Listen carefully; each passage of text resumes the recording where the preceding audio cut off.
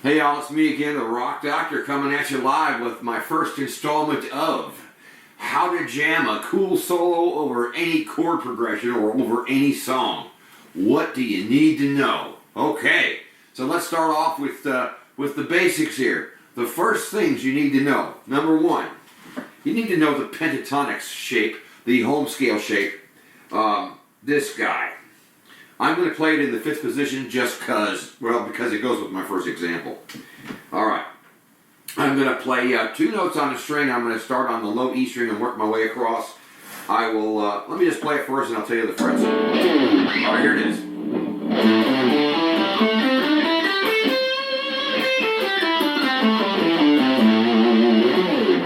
Alright, that's A minor pentatonic right there. I call that the home scale. It's the one everybody knows. As far as the frets, on the low E string there, I played 5, 8. On the A string, I played 5, 7. D string, 5, 7. G string, 5, 7. B string, 5, 8. High E string, 5, 8. Now, knowing the scale is important, but that's not going to take you to the promised land. We're getting there. We're working on it. You've got to learn some licks, some phrases that are based on the scale. So let's set that aside for a minute. Now let's talk about how to use the scale. Well, how do you know where to put that pentatonic shape within the context of a song so that you sound like you're in key, so that you can sound like you know what you're doing? Well, here it is. Basically, you have to know the chords that you're playing over to the song, and usually the first chord in the sequence of chords in the progression tells you what key it is. So in my first example, take a look at my dry erase board real quick. I've got a chord progression here that I've looped, and it goes A minor to F, E minor to G. Each one is a measure, and these things repeat. So with A minor being the first chord, you line your scale up, see it right here? So that you find the A note on the low E string, 5th fret, and the scale lines up there, and all of our licks line up with that scale in one way or another. I've got 4 essential licks that I cover all the time. I'll make a separate video on how to play them all today to help you out with that.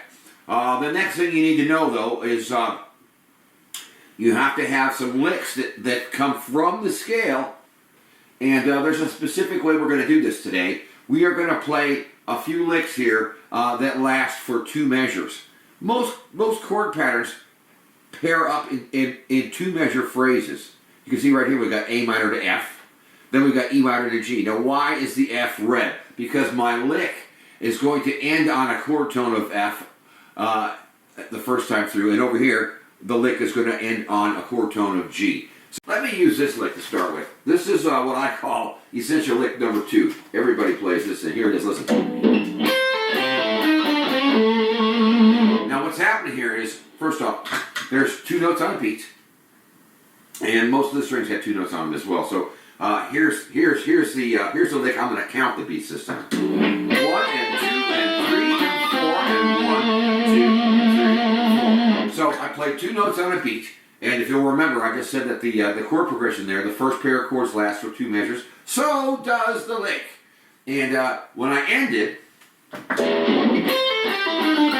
last note was an A note. It's a chord tone of F. If you don't know how to find your chord tones, if you just look at a basic chord, you can find them. Look, here's a cowboy F chord.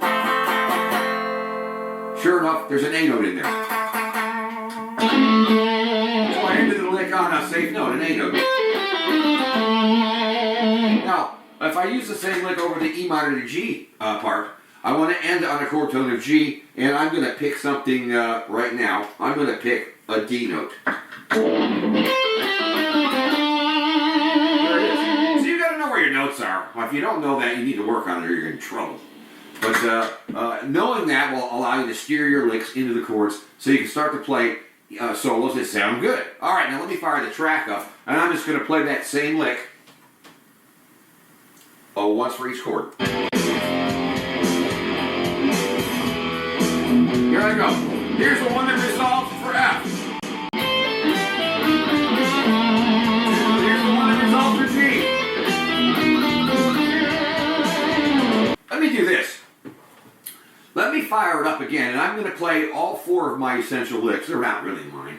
over this chord progression. And I'm going to actually resolve the lick based on whatever chord is underneath me at the moment. So you have to know. You have to know what chords are happening. You have to be aware of it, or you're going to just screw up.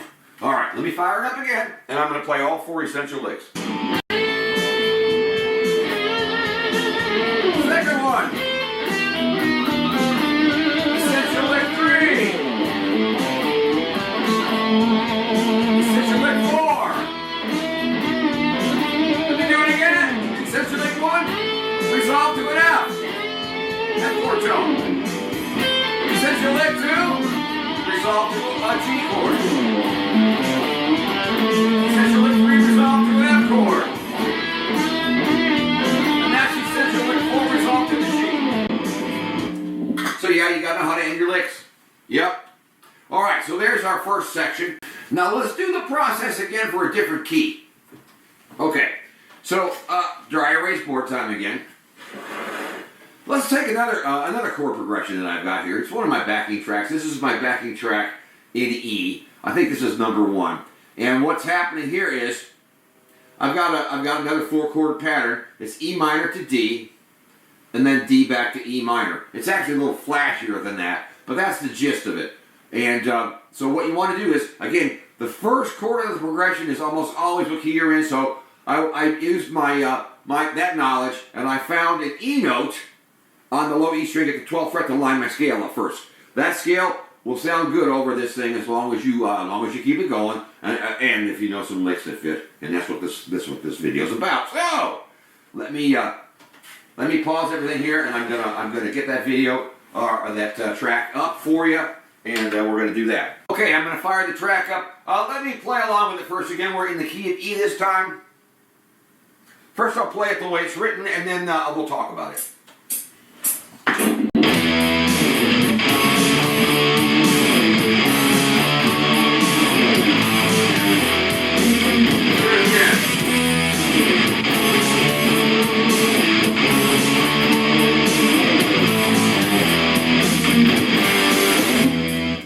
Let me pause it for a minute. Now, let me strip that down. That was kind of slick, wasn't it? Let me pare it down into the bare bones. This is what I'm thinking about when I'm playing over it.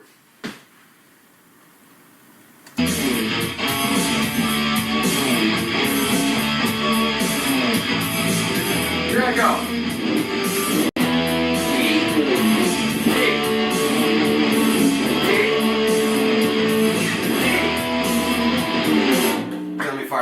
Back off again. So what's happening there is I've got a measure. Let me put it back over here with the erase board. I've got a measure of E minor going to D, and I have a lick for that. Then I have a measure of D going to E minor, and I have a lick for that. I'm going to start out with the same lick. I'll use the essential lick number 2 again. I'll resolve it so that it fits a D. Then I'll resolve it so that it fits an E. So you have to know how to end your licks with this particular style of lick that I'm teaching here. All right, here it goes. And again, I'm up at the 12th fret with my pentatonic scale. This guy.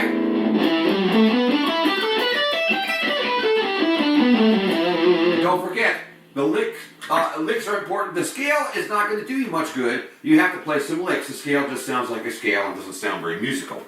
All right, let me fire this thing up. Again, I'm going to play essential lick number 2, and I'm going to resolve it to a D, and then I'm going to, when it comes around again, I'm going to resolve it to an E.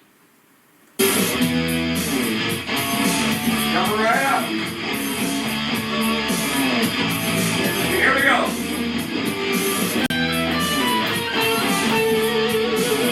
And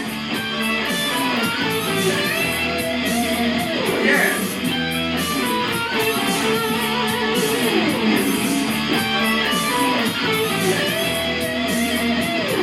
All right, let me talk about that real quick. So I took the essential lick number 2, and the first time I stopped here, like this. Well, why did I stop there? Because there was a D chord underneath. And look, I ended on a chord to a D. And you can see, in my mind, instead of using math, I just used the shape of a D chord to know that there was a D chord tone right there. So, the second time around, I wanted to end on a note that was, say, for E, or E minor, and I did this. And that that note there, that B string 15th fret, when I bend it up, it's a D note. You push it up, it turns into an E. Now, let me fire the track up again. I'm going to play all 4 essential licks as the chords go by.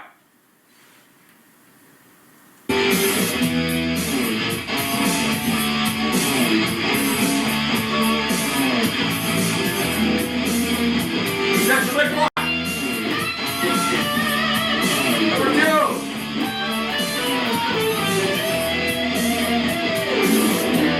Number 3. Number 4.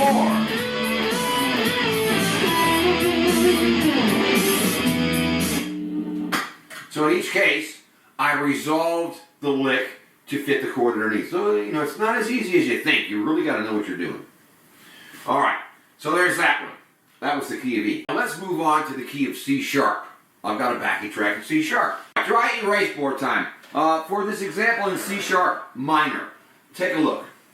First off, I've got, again, 4 measures.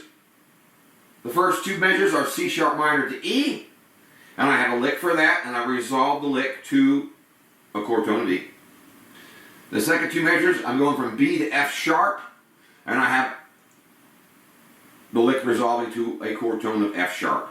And I'll demonstrate that in a minute. And if you're in the key of C sharp, the first chord being C sharp, I found a C sharp on the low E string. It turns out to be the 9th fret, and you line the scale up there. And that's your point of reference. So all of your licks that are based on that scale tie into this. So if knowing where that scale goes is a surefire way to be able to play in key.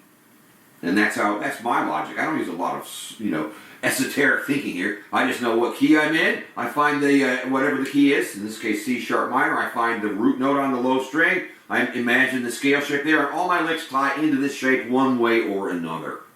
All right. Now let me move this out of the way. Let me fire the track up, and I'll play along with it.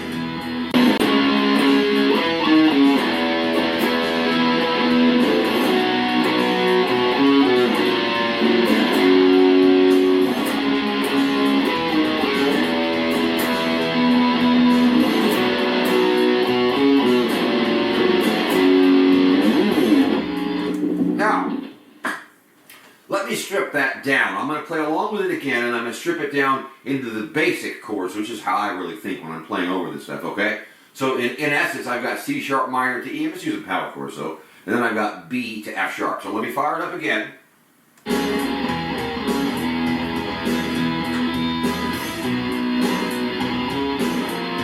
Okay, here I go. And B to F sharp.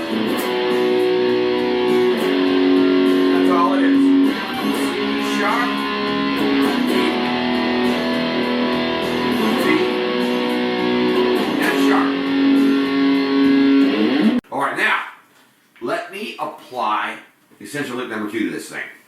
So again, I'm going to find, since I'm in C sharp now, I'm going to find a C sharp on the low E string, 9th fret. My scale's right there, lines up right there, look.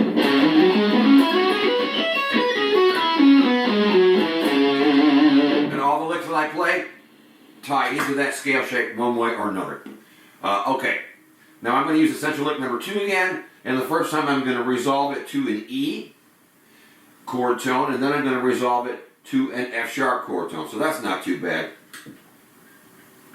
Alright, let me fire it up. And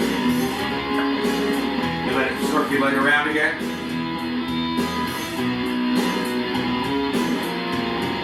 Here I go. There's my E note.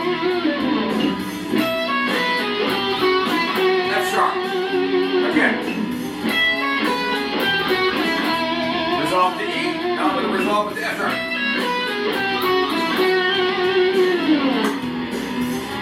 So both times there, I just used the same lick just as an example. And the first time I stopped on an E note because there was an E chord underneath it.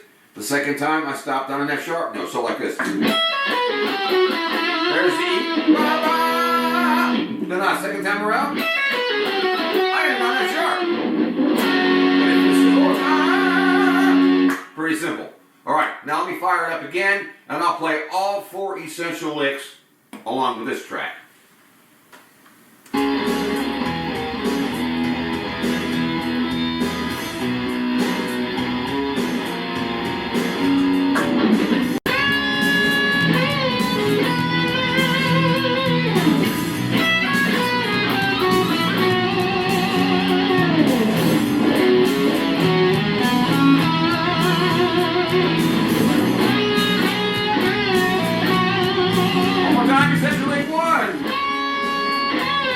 Resolve to an E chord tone. 2. Resolve to an F sharp chord tone. 3. Resolve to an E chord tone. Number 4. Resolve to an F sharp chord tone. So, it's not that difficult once you know how to steer these licks into the chord that's underneath.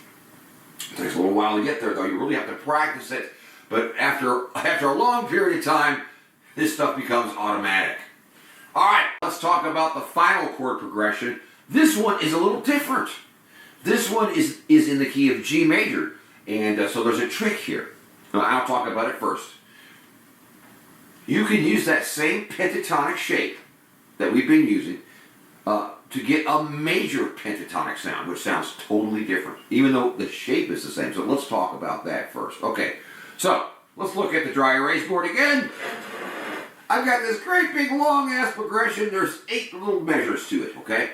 But the primary chord, the main chord, the first chord is G, G major. And G major pentatonic sounds best for this. So how do you turn the shape that we know and love, this pentatonic shape, into G major? Well, let me walk you through it. I'm still going to find the G note on the low E string. That's how I do it. But instead of playing the scale from the G note and moving up, I'm going to move back. So I'm going to use the high G up here. 15, right? Now, if you play from the 15th fret up, you get the lighter pentatonic, which sounds bluesy.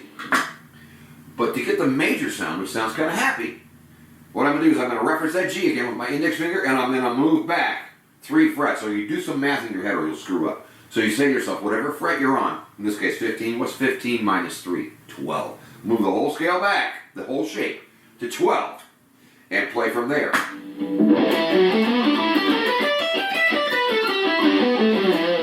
If some of you are saying, hey!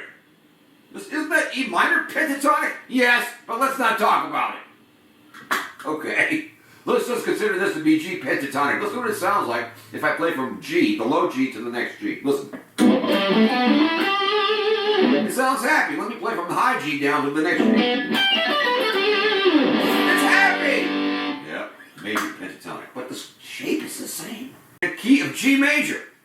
Look at the chords this time. I've got 2 measures of G. I have a lick for that. 2 measures of D, a lick for that.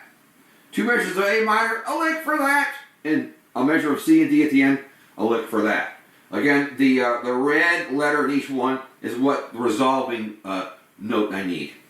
A chord tone for G in this case, a chord tone of D in that case, a chord tone of A in that case, and a chord tone of D here. All right. So we'll see what happens here in a minute. First, let me fire it up, and I'll just play the chords. It's very simple.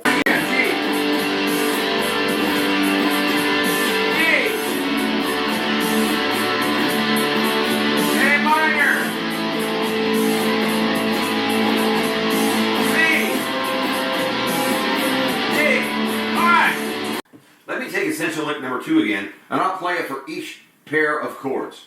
Again, I'll resolve it to the chord tone that's happening at the time. All right. Next, we'll resolve to D. A next. Then D again.